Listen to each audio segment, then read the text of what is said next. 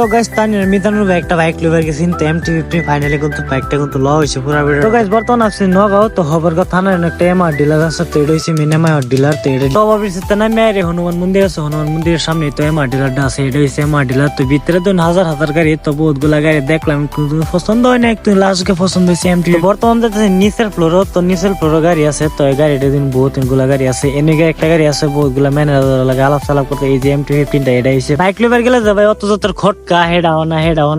না কি জাতের প্রবলেম যে বহুত শুনে ফারাফারি করার বাদে থেকে বাইকটা তো এই বাইকটা দেখতেছেন MT-03 ভাবছিলাম এটা লই এলতাম তো দামটা কিন্তু বেশি তো 5.5 লাখ টাকা তো ডাউন পেমেন্ট কোন লোক 3.5 তো বাইকটা এনে আছে তো কোন চিপার ভিতরে বেরোতেছে তো আমি দেখা ফেলে চেষ্টা করতেছি দেখা ফেলে ভাবছি ভিডিও আর বেশি বানাবো তো ফাইনালি বাইকের বলে গেলাম বাইকটা ধরলাম তো এই বাইকটা এলাম তো স্কেচ বাইরেছে তো বেলে বহুত কষ্টের বাদে কিন্তু বাইকটা কিন্তু বাইরেছে তো বাইকটা কিন্তু বর্তমান বাইরে আছে তো আমি হেলমেট লিয়ে মানে ইনস্টাগ্রামে রিল শুট করাম তো পুরা রেডি সিডি তো গাইস তো বহুত গুলা জানেন তো আমার বহুটি বাইক আছে তো 5টা বাইক আছে তো ফাইনালি কিন্তু আমি MT লেভেল গেছি তো MT টা মানে বহুত